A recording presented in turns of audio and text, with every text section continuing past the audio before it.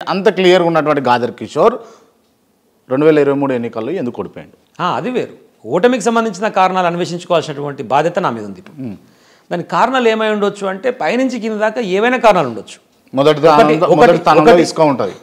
ఇసుక మీద బదనమైన ఇందాకనే నేనే కమిట్ అయినవి. ఓకే, అది వాస్తవం ప్రజలకు రీచ్ కాలేదు కాబట్టి ఇప్పుడు నాకు ఏమైపోయింది, నేను పుట్టి పెరిగిన పరిస్థితులల్లో నిమ్న వర్గాల నుంచి వచ్చినప్పటికీ పూర్తి స్థాయి డిస్క్రిమినేషన్ ఎదుర్కొని ఇబ్బంది పడ్డటువంటి పరిస్థితులు కూడా లేకుండే. మా అమ్మని ఇద్దరు ఉద్యోగస్తులు, అప్పర్ మిడిల్ క్లాస్, బాగా ఉన్నత కుటుంబం అని అంటలేను కానీ ఎక్కడ ప్రాబ్లం లేకుండా ఒక ఉన్నతమైన స్థానంలో ఇద్దరు ఎంప్లాయీస్, ఎవరికి బండి లేనప్పుడు నాకు బండి ఉంది, యూనివర్సిటీలో ఎవరికి కారు లేనప్పుడు నాకు కారు ఉంది, హ్యాపీగా తిరిగినా 10 మందిని మెయింటైన్ చేయగలిగిన ఫినాన్షియల్ క్రైసిస్ ఉన్నటువంటి పరిస్థితులు నాకు ఎప్పుడు లేకుంటుండే.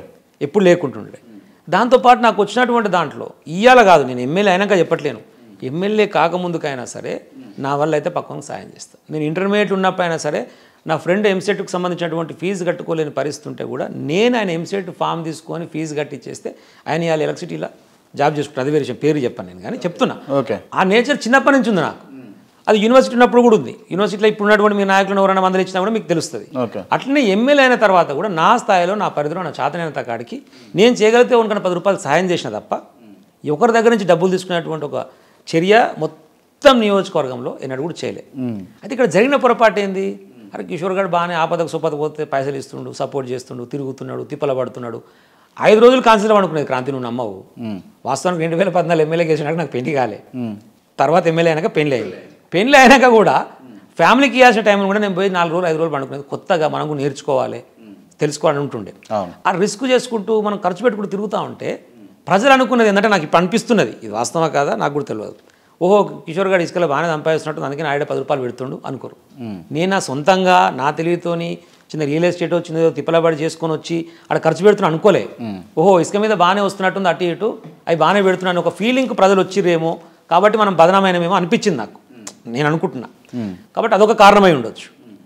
ఒకటి 12 నియోజకవర్గాలు ఉమ్మడి జిల్లాలో నల్గొండలో ఉంటే ఒక జగదీష్ రెడ్డి గారు సూర్యాపేట మంత్రి, వారు కూడా బాగా అద్భుతమైన డెవలప్మెంట్ చేసి వారికి ఒక అవకాశం దొరికింది. 11 మంది ఓడిపోయారు.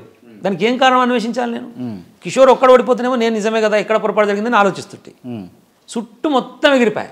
అటు పక్కన నాకు ఎర్రవెల్లి దయాకర్రావు గారు, ఇటు పక్కన శేఖర్ రెడ్డి గారు, అటు పక్కన సునీత గారు, ఇటు పక్కన నగరికల్ ఎమ్మెల్యే గారు మా లింగయ్య గారు, అన్ని వరుసగా నేను దానికి ఏం అన్వేషించాలి, ఏం కారణం దొరకాలి. కాబట్టి ఓవరాల్గా జరిగినటువంటి ప్రాబ్లం ఏంటి, దాన్ని ఎట్లా రెక్టిఫై చేసుకోవాలి, నిజంగా వ్యక్తిగతంగా నా దగ్గర నుంచి పొరపాటు జరిగి ఉంటే మాత్రం సరిదిద్దుకోవాల్సిన అవసరం నాకు ఉంటుంది. రైట్. అంటే మీరు అంటే ఇలా అధికారం కోల్పోనికి బీఆర్ఎస్ పార్టీ కేసీఆర్ గారి అహంకారమేనా కారణమా? అంటే కేసీఆర్ గారు అహంకారం ఉంటే కదా అసలు కారణం కావటానికి. నిజంగా బయట ప్రచారం అయింది తెలంగాణలో ఈ జరిగినటువంటి ఎన్నికల్లో ప్రధానమైనటువంటి కారణం ఏంది అంటే కేసీఆర్ అహంకారి.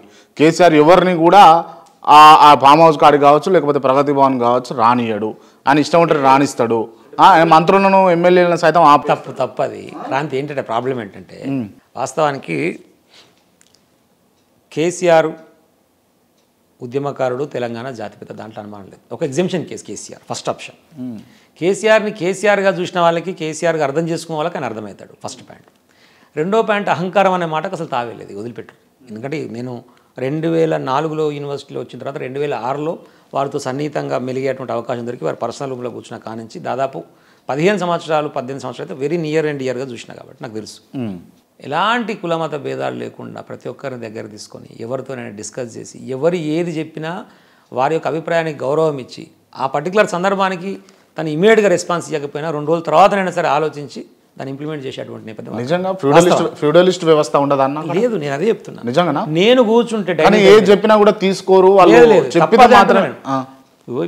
కూడా చెప్తాను నేను మీకు. ఇప్పుడు నేను డైనింగ్ టేబుల్ మీద కూర్చుంటే కేసీఆర్ గారు లేచి వడ్డిస్తారండి, వారికి ఏం అవసరం? గాదర్ కిషోర్ గారికి కేసీఆర్ గారు వడ్డించే అవసరం కాకబట్టడేమో. నన్ను ఎందుకు కాకబట్టాలి? నేను నాకు టీవీ చెప్పడానికి ఎమ్మెల్యే కాలే కదా, ఇంటర్వ్యూలు ఇక్కడ నేను చెప్పేది ఎప్పుడు 2006 ముచ్చట. సరే చెప్పండి. లేచి కలిసి అందరితో కలిసి తిని మంచి తినరా అంటే కొద్దిగా తక్కువ పెట్టుకున్నా పిల్లగానే రాళ్ళ రీచుకోవాలి, తినాలి కానీ ఏదరా గట్టిగా తినరు, అంత కలుపుకొలుతాను. నేను ఒక్కనంటలేను నేను. ఇప్పుడు ఆ రోజు కేసీఆర్ గారిని వ్యతిరేకిస్తూ జేఏసీగా కొంతమంది దూరంగా ఉన్నటువంటి విద్యార్థి నాయకులు వచ్చినా వాళ్ళతో అట్నే ఉన్నారు. కేసీఆర్ ఎగనెస్ట్గా పెట్టుకున్నటువంటి కొంతమంది ప్రజా సంఘాల జేఏసీ పెట్టుకున్నా వాళ్ళని అట్నే సపోర్ట్ చేసారు. ఎవరితోనైనా ఈక్వల్గానే ఉన్నారు వాళ్ళు. ఒకరిని కాకపట్టాల్సిన అవసరం, ఇంకోటి కాకపట్టాల్సిన అవసరం లేదు.